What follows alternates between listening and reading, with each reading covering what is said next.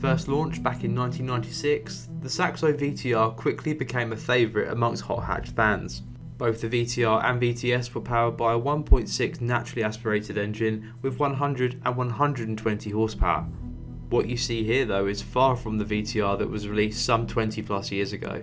A lightly modified engine, a stripped interior and some aftermarket suspension all point to one thing: this is a track car, but done on a budget. Now, if we're talking pub figures, the VTR is certainly not the place to look. These days, we're far too used to modern hatchbacks having 300 plus horsepower. So that begs the question, in 2023, how fun can a budget Saxo VTR track build really be?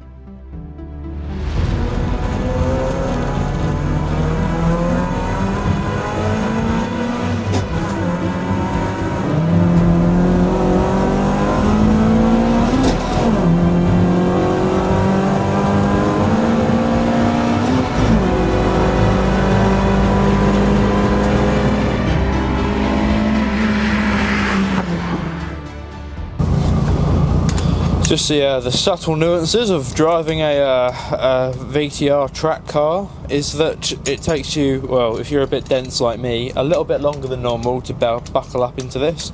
It's a bit of a complex harness system, not like the normal standard clip ones that you get. But I think, all being well, I think we're in. Let's take this bad boy for a little spin, shall we?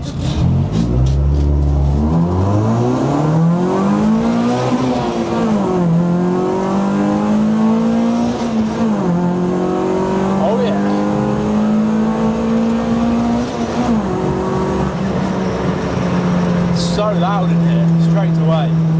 Can't quite believe how loud it is. This car is just, yeah. I'll admit, when I first drove it, I drove it to the gym, and I don't know why I did that. Guess I was trying to lose a little bit of weight so I could fit into this bucket seat. And it didn't really make sense to me. It was loud, uncomfortable, impractical, hard to get into.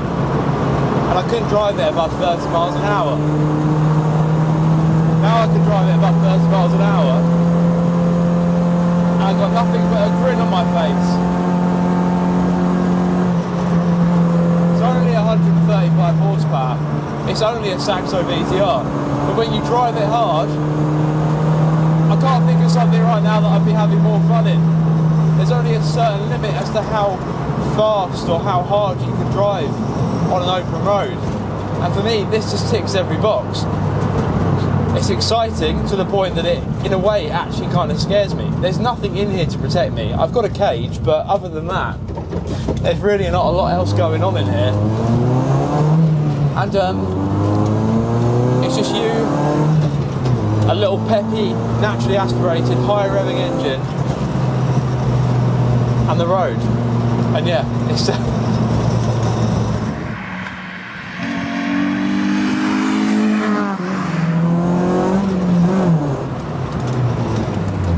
brakes are good. However, there's not a lot of progression. They're on or off at the minute.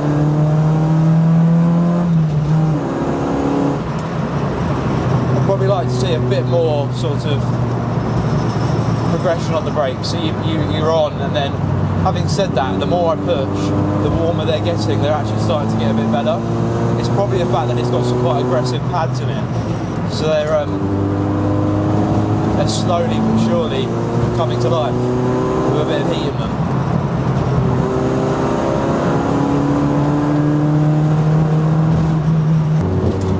It's every bit as fun as a lot of other cars that are a lot more expensive. Everything is so direct, so raw.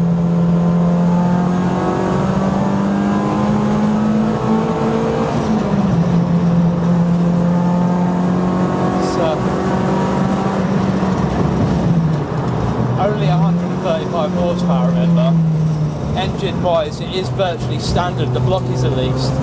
It's got a few induction mods to help bring it to life and let it rev out to that higher rev limit, but actually truly speaking, the engine's fairly standard. What it is that makes this car so exciting is most definitely the rawness of it all. How connected you feel to the car, the way the car turns in. No power steering, no assistance, no trickery. It's you. Some very stiff springs. And the car.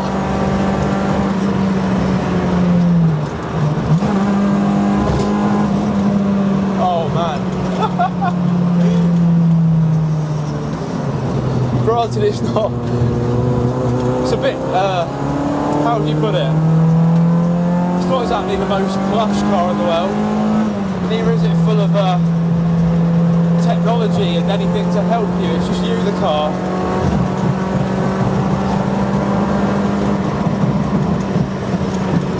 It's actually quite quick. And it feels quick as well. It's not just that you're going quick, it's that it just feels quick. And that's because of how, I don't know, stripped back everything is. You really do feel connected with everything.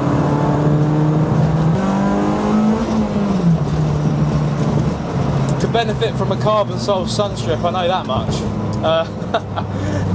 There's no sun visor, the interior is completely stripped, there's no headlining. And the sun's just starting to come up on quite a nice blue skied sunny Saturday morning. The tyres as well are absolutely fantastic. So they are GTI Gtr2s or something, or GTR2s. I'll put the exact spec of this car in the description because it is quite extensive. As mentioned at the start of the video, the VTR and the VTS came with two separate power outputs, but were both powered by the same 1.6 engine, the difference being that the VTS had 16 valves while the VTR had 8. This particular car has the VTS engine.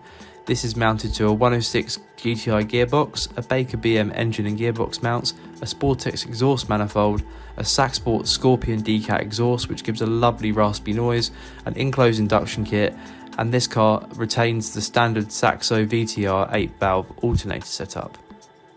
For those of you that have been paying attention, you probably would have noticed inside it's completely stripped, nothing but the dash remains. It has a full welded in roll cage, which was part of one of the reasons why this shell was chosen for the build. It has a Saxo engineering gear shifter, which is really direct, offers a short throw and sits really nice and close to the steering wheel. It also has a Cobra Suzuka S bucket seat, TRS harnesses, and an OMP steering. When it comes to suspension and brakes, it's had power steering deleted, which is a great feature I think and definitely adds to the go-kart like feel. It's got 15-inch Citroen C5 aluminium wheels, and these are wrapped in GTI Gtr2 tyres.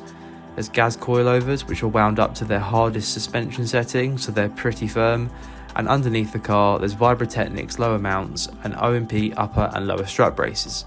In terms of brakes, the car benefits from the Citroen C2 VTS front brake setup. Of course, this is more modern than the actual VTR or VTS brake setup that came with the car originally, and definitely enables the car to stop a bit better.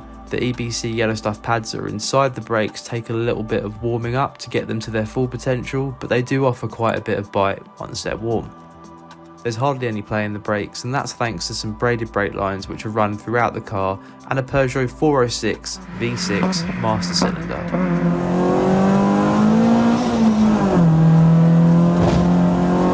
Stiff. Suspension is very stiff, which is brilliant until you hit a pothole.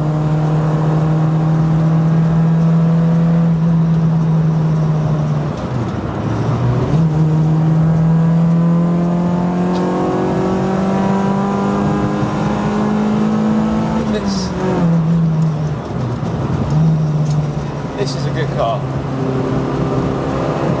I didn't get it at first. I first went to the gym in the car. I had to clamber in through the cage, try and get my rather fat ass in this seat. Not exactly the most practical. I think this is a standard fit. Whereas if I was going to buy a bucket seat for myself, I'd probably get the XL. And I couldn't get it into reverse. And I was like, this car, I don't understand. But now that I'm finally in this car and I'm driving it hard down the country B road early in the morning, yeah, it's a cool bit of kit. I am a fan.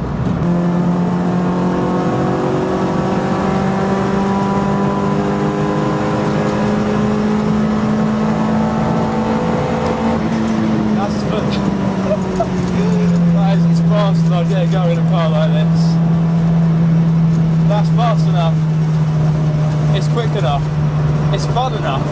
It's weight, you know, it's a lot more fun than people give credit for, I think.